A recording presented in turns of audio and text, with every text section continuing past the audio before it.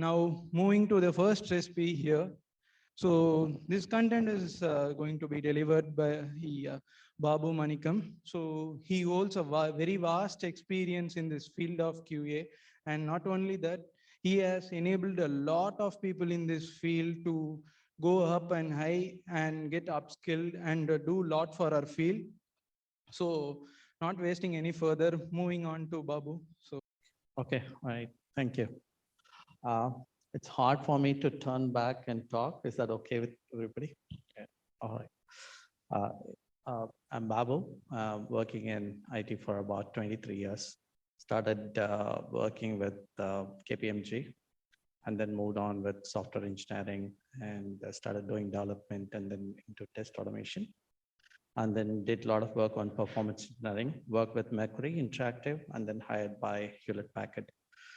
Lived with Hewlett-Packard for more than 17 years, and then moved on to start my own organization. And that's where we are. We are about 100 people right now. We ran two different organizations. One is TestLeaf, other one is QEagle. QEagle does most of the test automation development for the world. Let's keep going. So some of the interesting learning that I had my entire career path, and I did work with Selenium WebDriver starting with 2.14, but I had pretty much worked in the very early version of Selenium WebDriver, or actually Selenium itself. That's when I met Thoughtworks team in Calgary.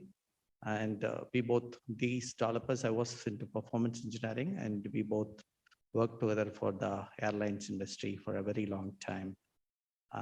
I worked on Selenium WebDriver, then with Playwright, Cypress, UFT, and Windrunner. Those days are gone right now.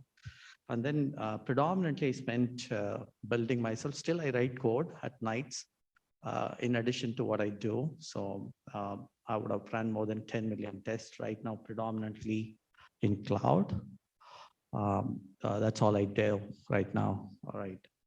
And just to see what is my alliance with Thoughtworks, and that's where I started 2003 on Calgary downtown. I work with the Thoughtworks team. And then this is the third time I'm presenting in vodQA. 2016 is the first time I did the Docker. When Docker is very new, that's when I did Docker with Selenium. And then 2020 on the COVID days, and I was doing virtually. How does the DevTools integration work? And third time right now, I'm here today. I'm still happy that people are hybrid, right? Let's quickly talk about what I'll be doing predominantly today, and we can have a lot of open QA. Thanks for my team, because I was traveling quite a lot and the team put down the slides for me. So the first thing is I'll talk about what are the common test automation challenges and what kind of failure analysis we do. We'll touch base on quite a bit of AI, because I work on machine learning algorithms quite a lot and did a lot of work on that. So we'll talk about some of the common challenges around that space, and then why Redis and what really caught our eyes on Redis, how much we do today on Redis. So that would be an interesting conversation all about. And finally, we'll also talk about especially test data management, caching, state management, and some of the key work that we do today with Redis. So QEagle is our delivery organization. So we do a lot of projects across the world. So I want to take some time to talk about some of the key challenges that we run through for some of the biggest bank in South Africa, completely Salesforce end-to-end automation. The healthcare company in India, one of the largest healthcare for the world. And we do UI automation, migrating to Azure, working alongside of Microsoft. And we work with a tax preparation giant, and where we do a lot of back-end automation. So one of the common challenges when we start working with these customers are, it's a very painful. How many of you feel like your front-end automation test never ran successfully every night? Right? How many of you feel that here? You run any Selenium or Playwright test, it never ends more than 80, but your sales team comes and says 100% is expected. That's a painful day still, I believe. So one of the key reason I personally found is this data is true from our data collection for the last 5 years. Almost 28% of the failures are caused because of data. A very large data set when you work with Oracle, when we work with a large integration system, data dependencies become painfully bad, and we work with a lot of test data failures. We also have a lot of performance bottleneck in terms of latencies. I believe every script finally ends with your synchronization issues, timeout issues. So we got a lot of challenges around that area. Then scripting, yes, still people are not great developers today. So unless automation engineers comes with a development mindset, it's hard for them to code very quickly. Nice. So nice is great, but win is what we matters. So that's where we have trouble of scripting issues. Then we have also functional defects found, but the number of functional defects found by test automation is not great. That's what I still believe. And a few amount of environmental dependency failures. When test data fails, still the follow test really goes on. So miscellaneous is still there. I'm still figuring out for the last 20 years. There is always some test which we don't know why it failed, but it rerun and keeps moving.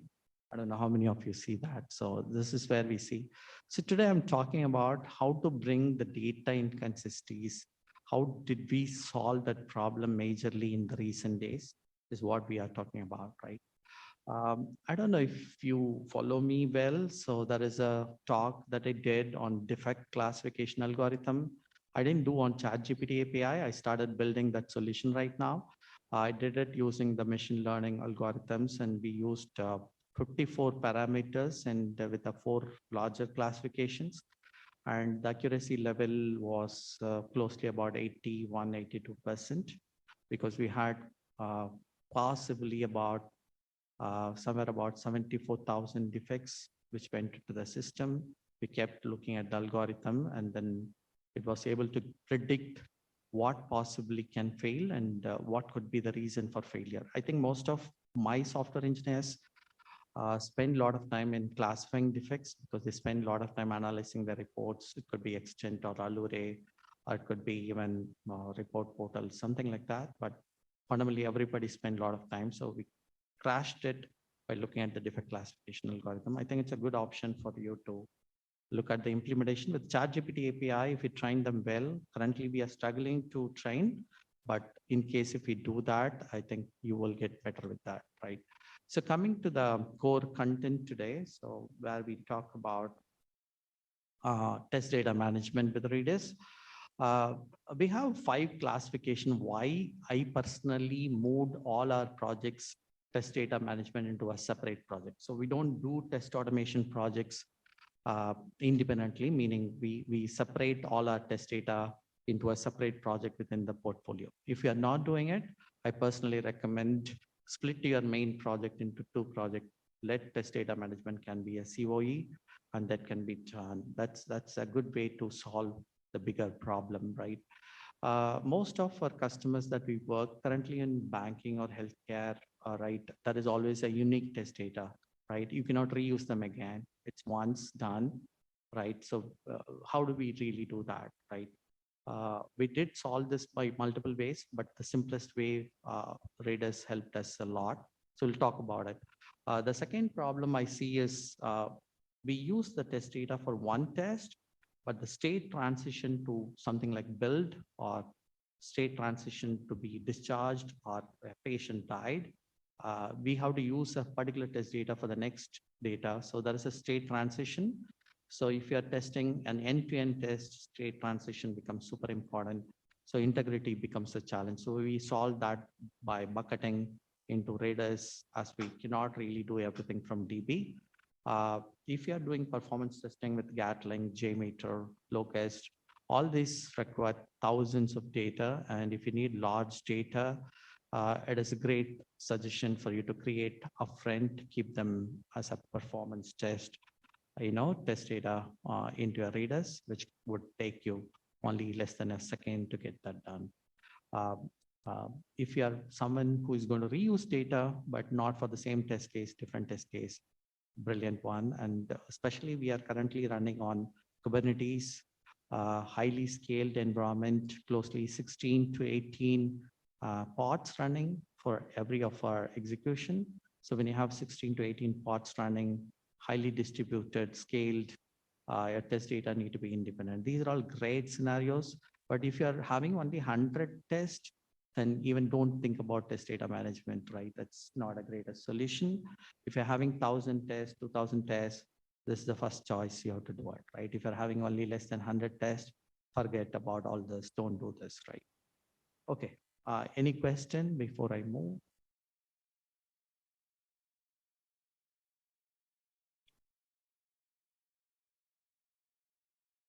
Okay.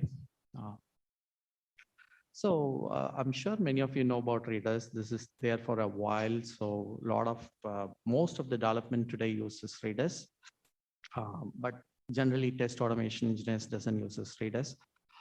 If you don't know Redis, then it's a in-memory data store. It's very similar to your database, but especially not relationship oriented, but you can able to store them and absolutely open source.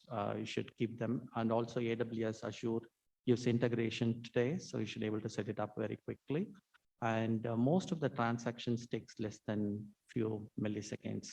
So that's the biggest benefit. And currently when we run 16, 17 pods, and the data is pretty much on the server, it takes less than a millisecond. That's where we have a lot of benefit.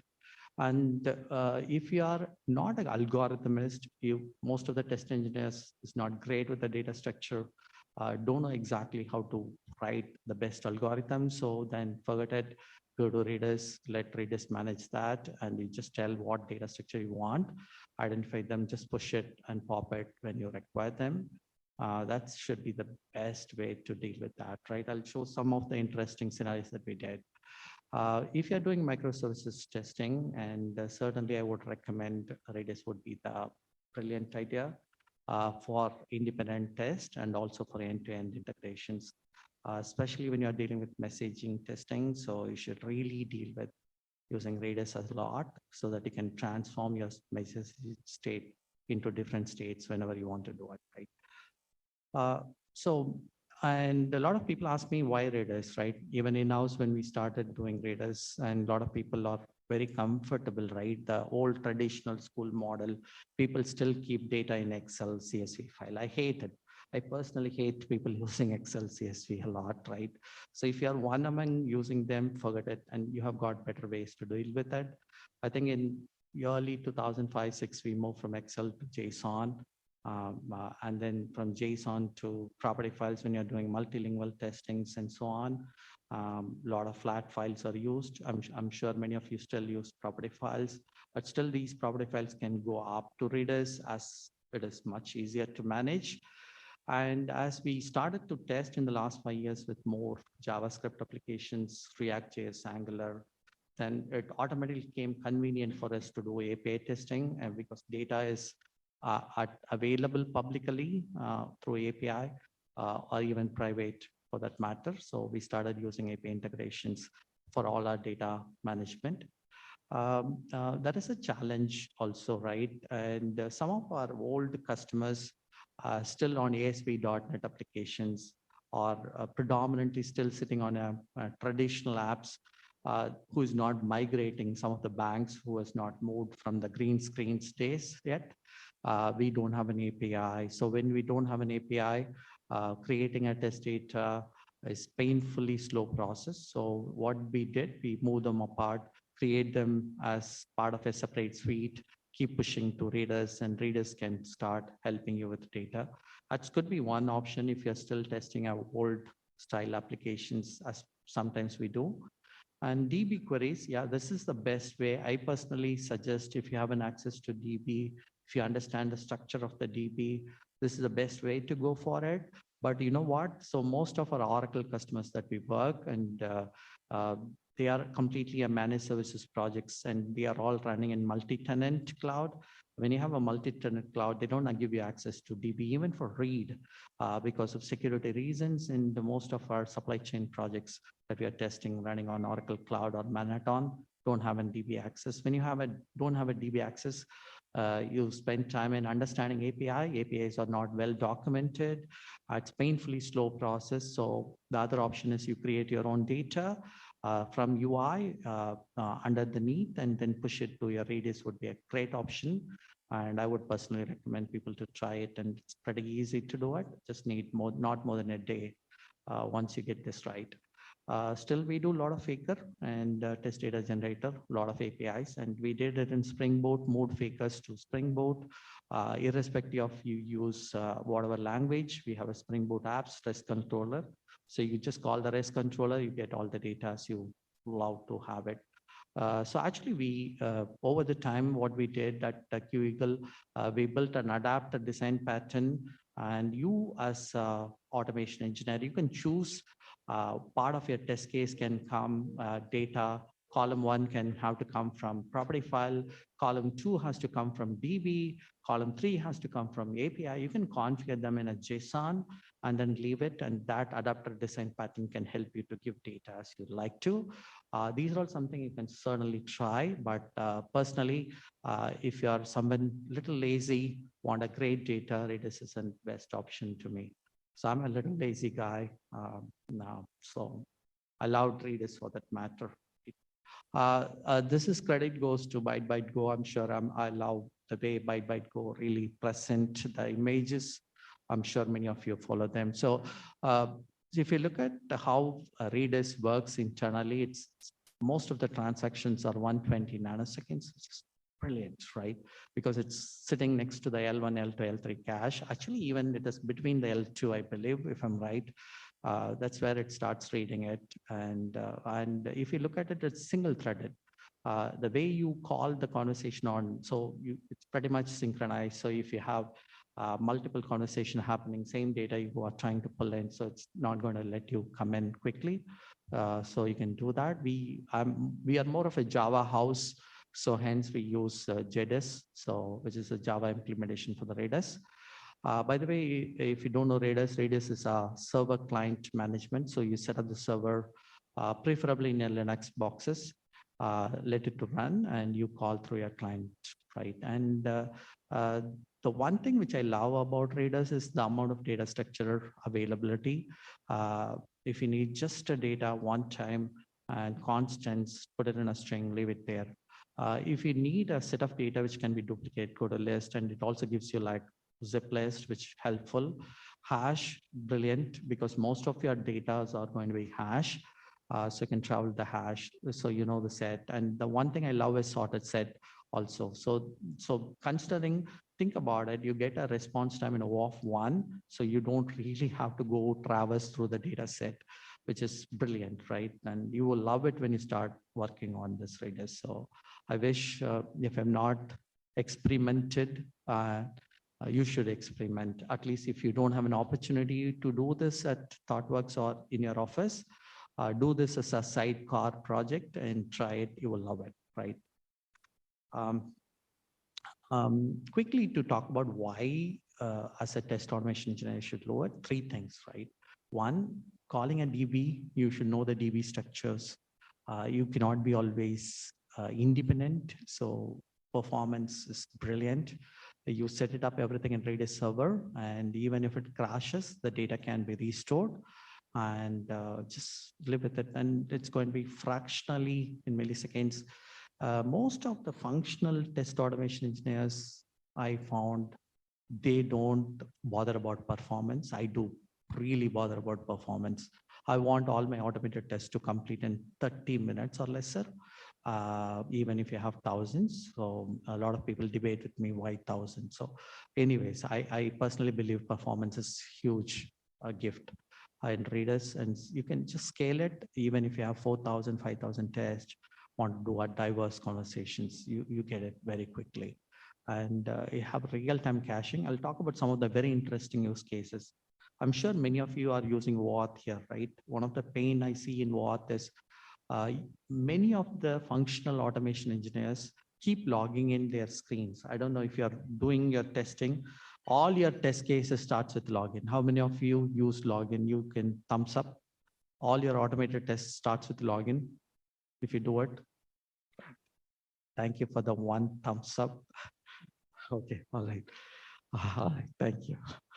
All right, so the brilliance is, I think it is an unfair thing to do so many login tests, right? Why you are testing so much the login, right? And real time, I work for Cadbury, right?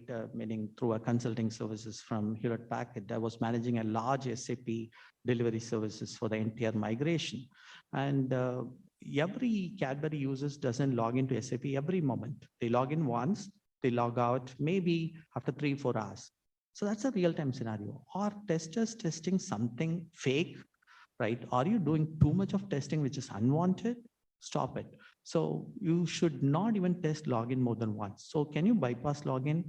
Because automated tests need to be independent. I don't want to go through it. Just to use what, just make what to redirect to the home page or redirect to the page that you wanted, make it to work. And by the way, that can really be helpful. So injecting OAuth can be an idea. So if you want to store OAuth once for the entire test, because I'm having like 34 parallel tests running every time, then you want same OAuth. You can have OAuth managed by every user, right? Keep them in Redis. Let Redis tell you what is the OAuth. Every 15 minutes, if the token is going to expire, you write an asynchronized call and keep updating your OAuth, and that should work, right? It brilliantly work always for us, right? So solve problems, business, don't solve tech problems. That's my recommendation. Being an entrepreneur, I always tell people, stop solving tech problems, solve business problems. What really customer solves. So I think that's the way I looked at Redis. So don't spend a lot of time in finding new solutions, use existing solutions, which can help you to do it, right? Okay. So how is it going? So far, going good. The people, I know the people on the floor is not reacting. At least people on the Zoom can react a bit, right? Yeah. All right. Thank you so much, and appreciated all that. Right. If you have a question, please ask. Sure. Read the question for me.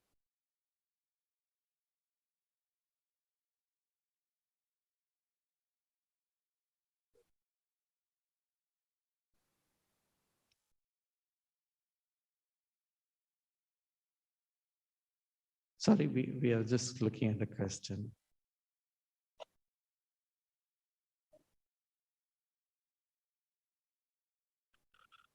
I think, yeah. So someone has raised their hand, so you can go ahead and ask your question. Arumugam. Yeah. Don't tell me accidentally I raised the hand. I'm not going to like it.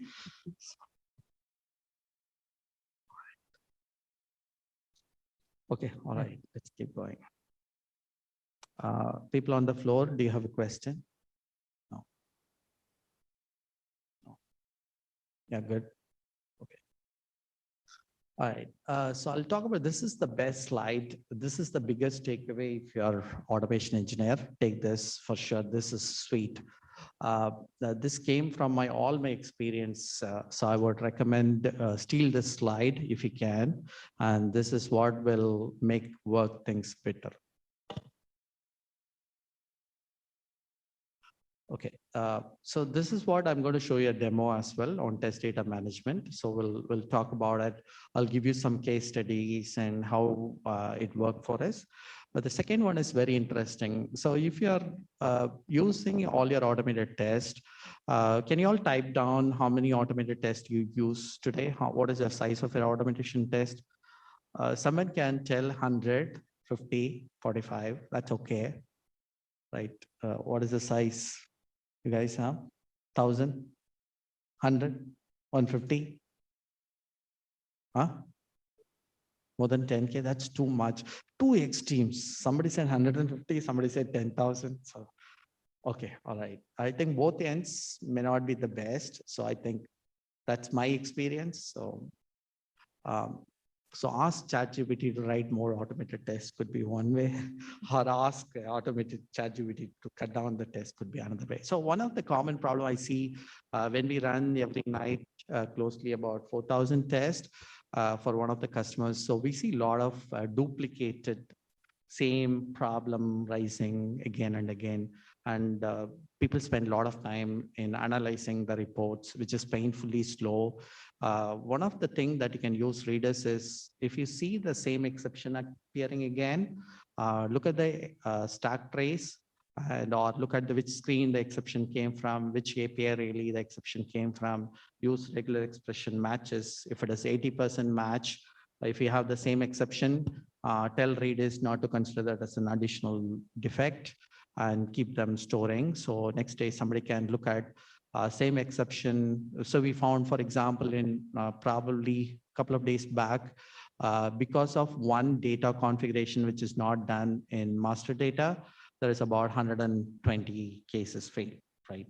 So we don't have to spend a lot of time in analyzing all of them. Redis can help you to tell you, okay, this defect which made 124 failed, right? A lot more easier, isn't it? So that can be a great option for you to do it. Third one is very interesting one. I loved it personally. This is something I continue to groom people to do this at my work. Also people who learn with me. People don't, because functional automation frameworks are not highly stable. Even Selenium WebDriver there for more than decades, still not stable, right? Playwright have a very different architecture, better, but still it is not stable, right? Because it's not going to take miles and miles to become that's really working for you. It's not going to do that, right? So the best way is retry the same test, right? So instead of retrying the same test directly, just like that, because most of you are very comfortable, go test ng, I retry listener, just run that, right? That's all people do it. Stop doing that. Tell Redis that it failed. So end of the execution, let Redis tell you which browser it failed, what test data it failed, what speed it which ran, right? And then you can able to write an algorithm to run on a different browser version or same browser version with a different data possibly, and maybe at a slow speed when you have a timeout issues, right?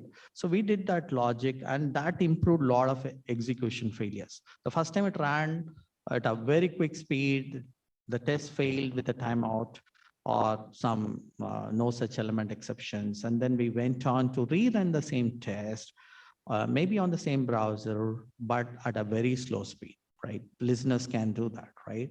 So put it in Redis, let Redis tell you exactly how many of them, then you run it in a bigger machine at a slow speed. And that really uncovered a lot of unwanted problems which is causing us to digest, right?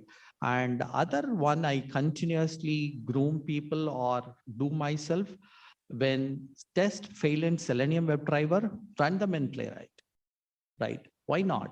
Right?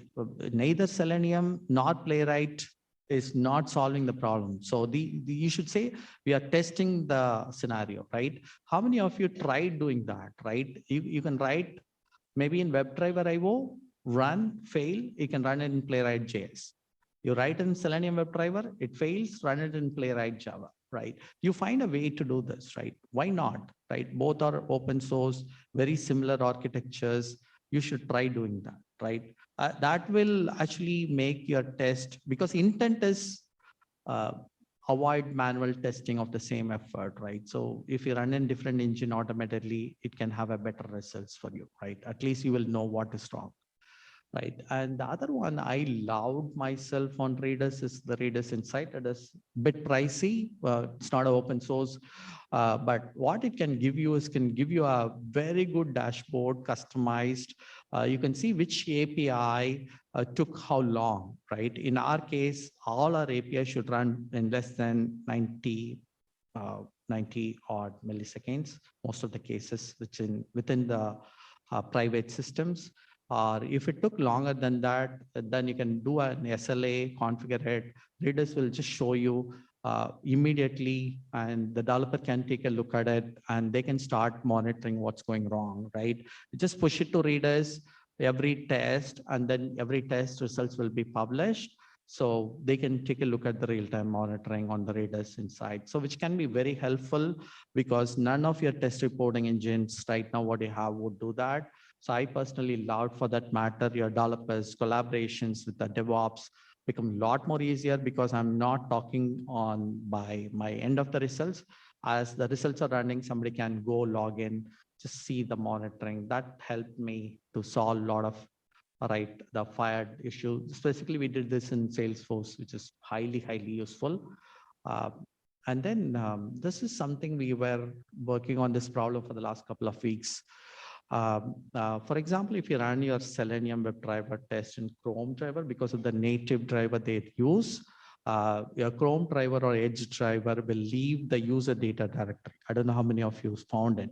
So every time you run your test, there is a user data directory where all the entire copy of your browser contents and a lot of cached informations goes into it.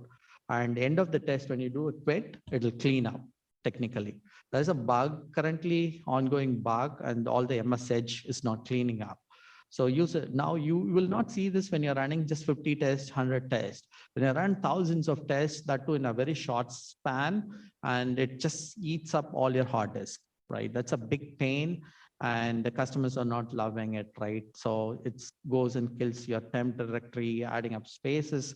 So what did we do? You go and look at the driver capabilities.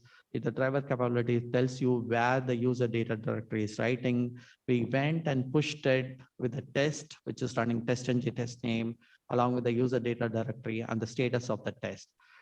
After method, it goes and tells the test complete. Then we have a separate microservices go and read them and start deleting them. So it is very asynchronized. So it cleans in parallel so that we have a very clean environment, right?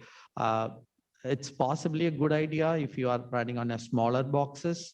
If you have a very large box today, then you have a privilege of doing it after the end of the test.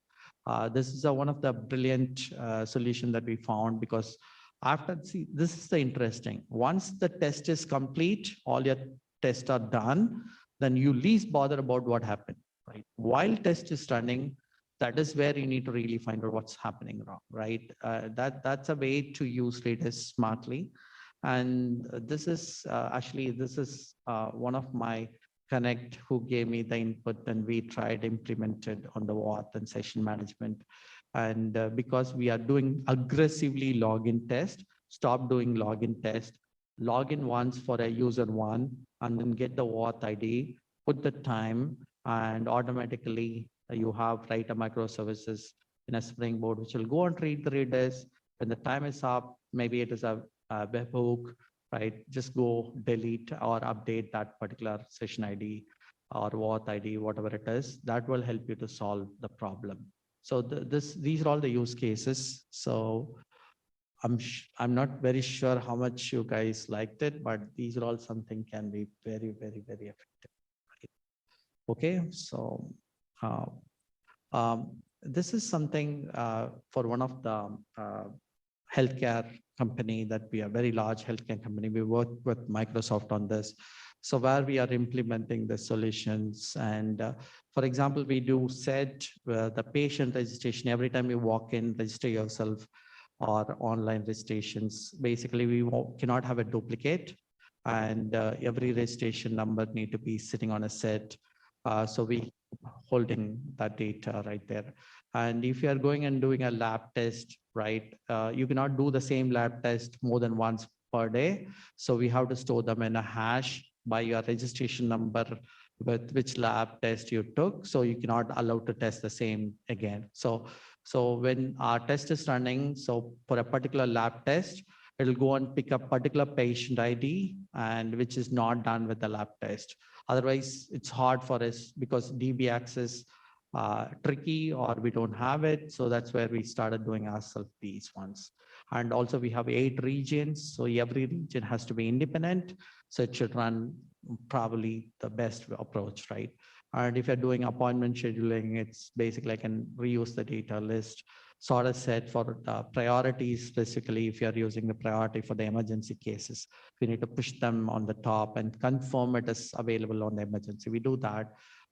If you're in the inpatient, then you have something called bed availability. There is only limited beds. You want to do that. We used bitmaps, right? That helped us to keep our data pretty clean. So you can do the same, right? Whenever you have a test data requirement, ask yourself, is this test data can be reused? then preferably you look at the right data structure. No, it cannot be reused for that test, then look at the set, right? That would be something interesting for you to do, right? Any questions? Any questions? I never seen a such a. Oh, oh.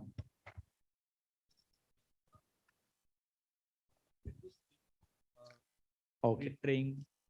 The question I got is how does orchestrating read test retries? How does Redis help census? So let's talk a bit. Assume that your test case number 124, which ran in Chrome, right? Somewhere in, let's say, 108 version on probably on a Linux machine for a test data number 2 failed, right? And failed because of timeout, right? You got an probably timeout exceed and fail. So what we do is after method, we log them to Redis, saying that this test case failed with this exception and this browser, this version, this voice, right? Now, end of the test, in the after suite, the Redis is completely read again. The entire reading, probably for 2000, you have, let's say 200 failures. So all 200, just like a fly, you will read it. Then you can go and find out which one failed because of timeout, and you can run them on a slow speed. Right now, Redis will give you the data. You write a listener, now rerun them with a slow speed, one option. The rerun them in a different browser, other option. So Redis will have the data, but you write the logic to run what? How would it differentiate from a normal database or any? You cannot see database is not even required. If you store in database, what's the use? After the test is done, you don't really need them, right? These are all decisions you are taking on the fly. You don't have to need the historical. If you need a historical, still you can write an API, it can push it back asynchronously. So the fundamental idea here is you want to make a decision and you don't have anything like a relationship. You don't have a multiple tables, right? Just dump it on a structure, read it, make a decision, done with that, clean up and move on. So that's the easiest way, right? You have to now look at MySQL, write it, put a table structure, look at the relationship. You don't have to. Just on the fly, you do this. A lot more easy. And this Redis also you should have it in a separate machine, right? Because it uses the same RAM. Which one? The Redis. Redis, we have an Azure cloud because we are mostly Azure. So we put it on Azure cloud. It doesn't take more than, until I think 300 MB, AWS gives it free. So if I'm right, or 30 MB, I believe, not 300 could be. So anyway, we don't cross a large size. Okay. Any other question from the? I do group? think Yeah. we have a question here. Sure. Okay, hi. Hi. I've seen people using Redis in application caching mainly. Correct. As you all rightly mentioned, it's very fast in terms of retrieving the data. And you also mentioned about saving our test data in Redis.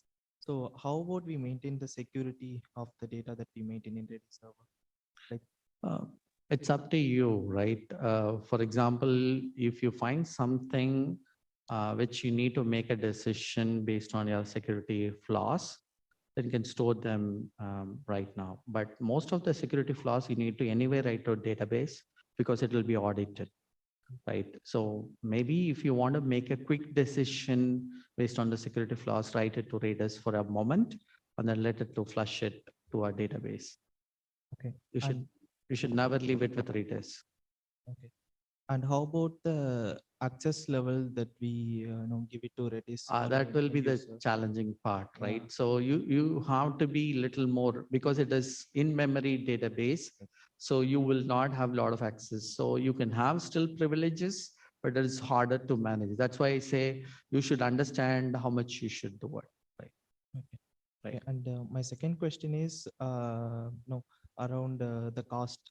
Like as you mentioned, the Redis has to be hosted in any cloud environment. No, you can do it locally. So because we are running everything on cloud infra, so we have kept it in Azure. Or else you can keep it in your even in a Docker on a Windows. Okay, we could spin up a separate container for Correct. Redis. Right. It's a very small component. It doesn't even eat up your memory for sure.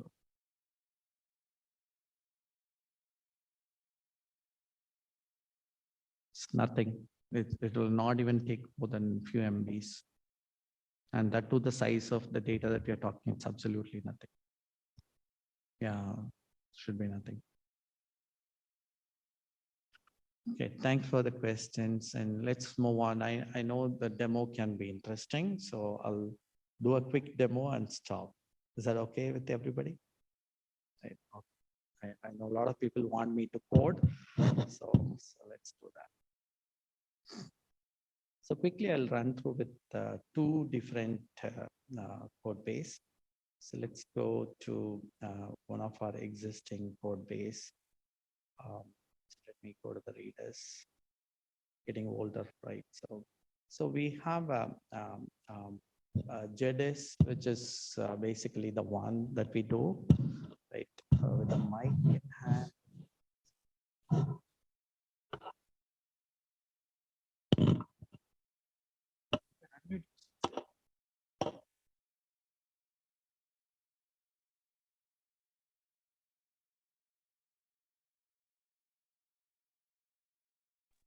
Okay. So we use JDIS.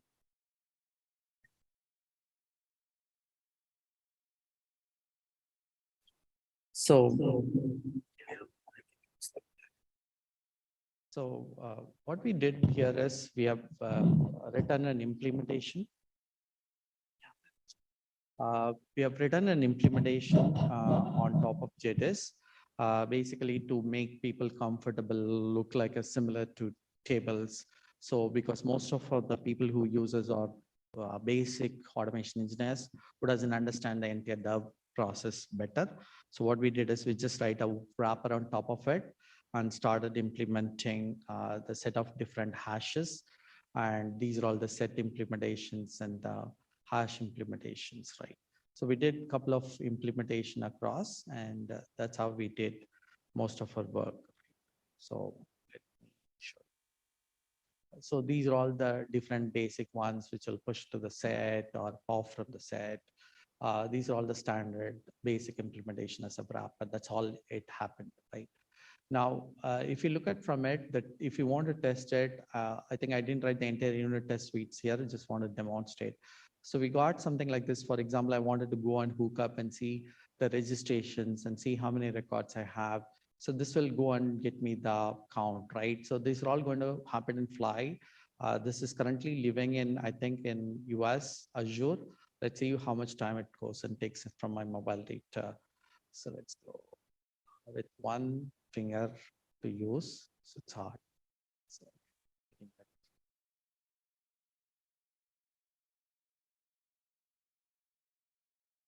so this is going to, the data is back, right? So we got maybe a few hundred data coming with no big deal, right? So it's fractions. And so now I can store it either in whatever data structure format that you're comfortable about, you store it and reuse it. Let's see an interesting use case where I used it for Salesforce. I have two different use case where I used it for Salesforce, right?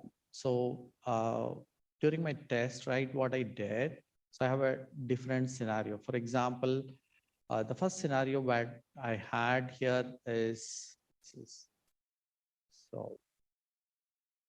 So here I'm trying to do two things. One, I'm trying to call the API, right?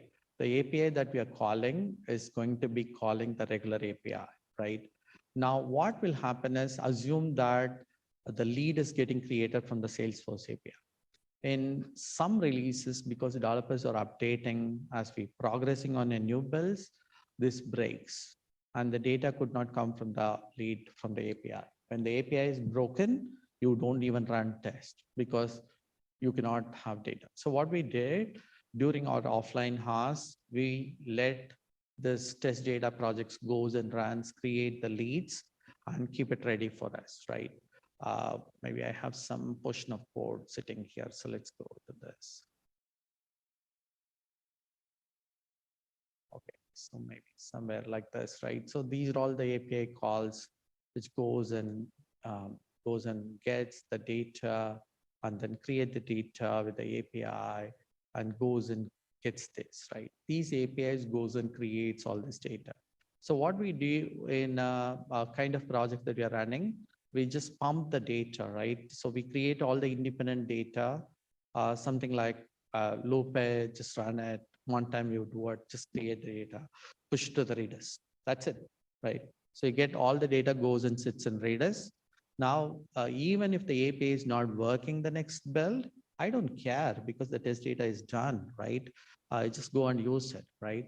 So the next test when I'm going to run, assume that my API is broken. So you can write even some amount of bridge design pattern. You can check if the API is down, then you can go and call your kind of, right? So you go and call this right now, and this should actually technically, instead of using the API, sorry, I should comment to this, and this would come from the API.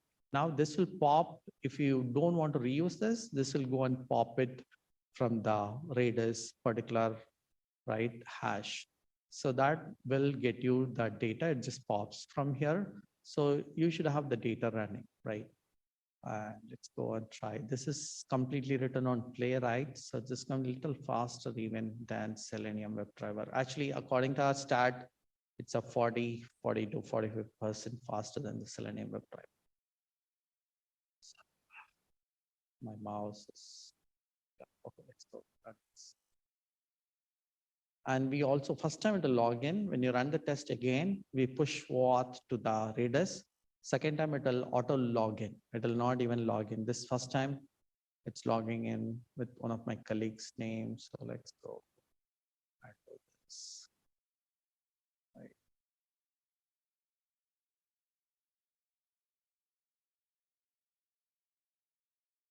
So here it's going to pick a lead number, which is already created. Then it's going to use it. See how does it work.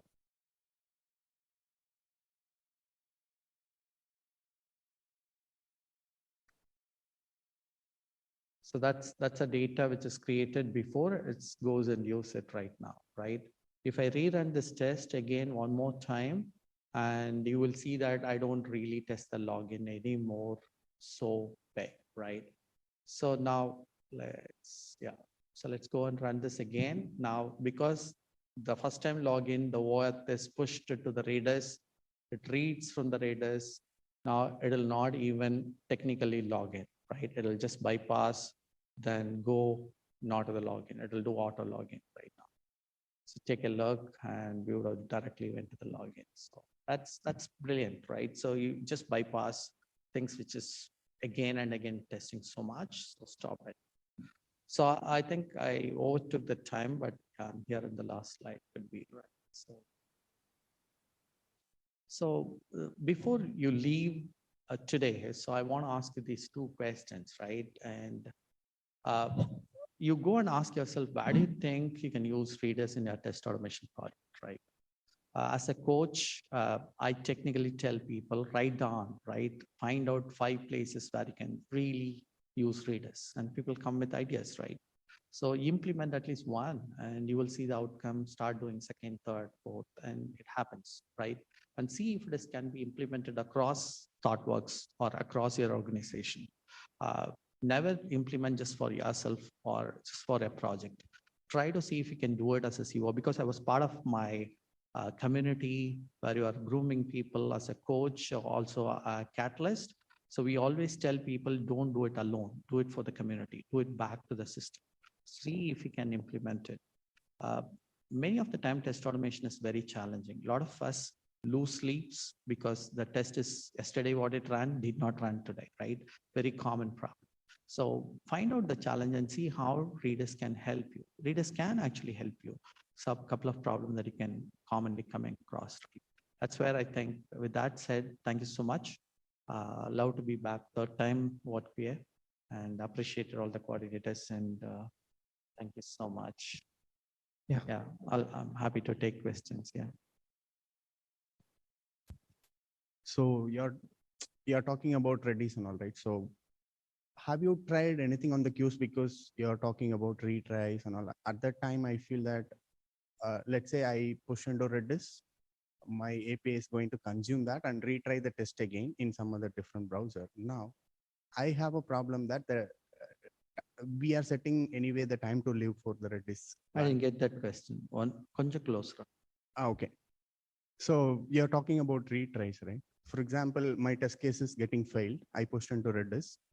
Now my other API or somewhere, I consume the message and try to retry the test. Now my data is persistent there, right? Because time to live is there. It could be live until 2 hours, 3 hours, whatever it is we set. How we handle that way? Let's say I read this test, it's executing currently, but I need to clean the Redis unless some other thing come and read it and then retry again, right? These are the. No, you put it in a data structure. We had a similar problem, right? So if the data, you do not want to use it again, or you want to use it again, you can configure them, right? So for example, in one of the scenario, we cannot reuse the same data by another test case. So you go to your hash and on your value of the key, you tell them it is already used by this test case number, right? And next time you retry, you will not pick the same data. Make sense? So it's Yes. all about how you wanted to configure. So so that you can be clear, but still you will log it because you wanted to go back and check manually.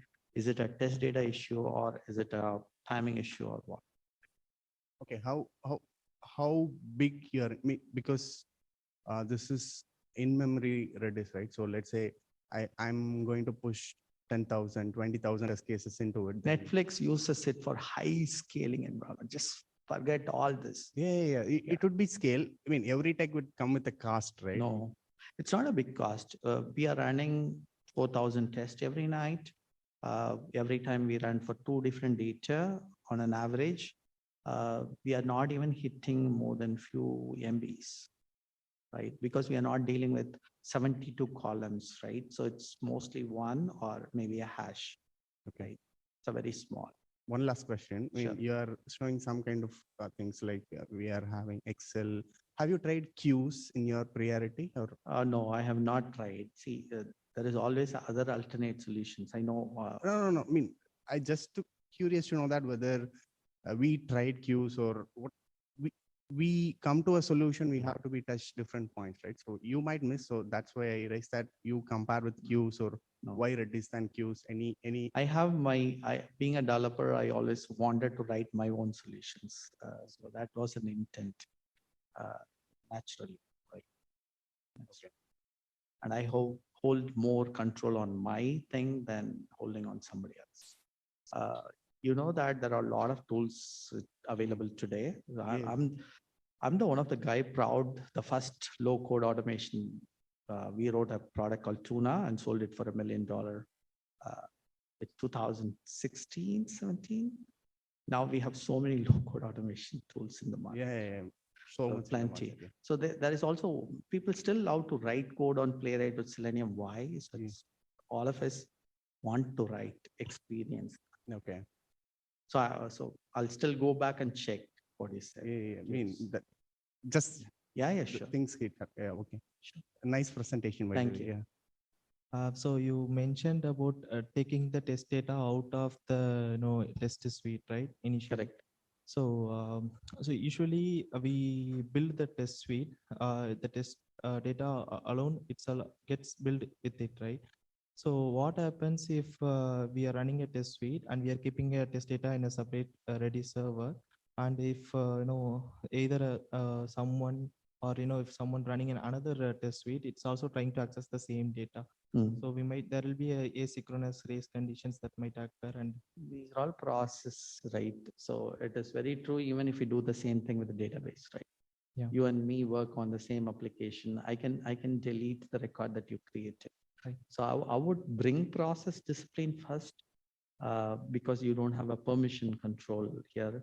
So bring a more of a process discipline, tell people, educate them, coach them, and then it follows naturally. Right. And you can turn on the logs actually. You can find out from which system the request came to delete or update. then you can track and understand those. Yeah, I understand. And the other option you can still do, if you see that as a problem, you should able to cache them and store them in a different hashes. So it's much more interesting for you. Correct. I mean, these are all like reactive solutions. I mean, you might have faced these issues earlier itself. So do you have any proactive solutions to prevent? Most of the proactive solutions, see, for us, naturally, we are not a very large team. Most of our teams are 6 to 8 people.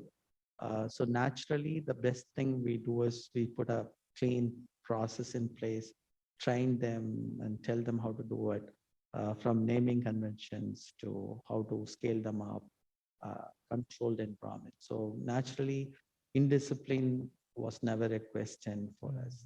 That's maybe proactive for us to ensure we don't really, and we teach them how to use Redis, why Redis is used. So people are 100% sure why they are using. That makes little life simpler for us. Thank you. Thanks a lot, Babu, Thank for your content. It was really good. So it is something which we came to know, like Redis being used in the test automation. So I believe most of them got the context here, and would try it out in your next future projects, I believe.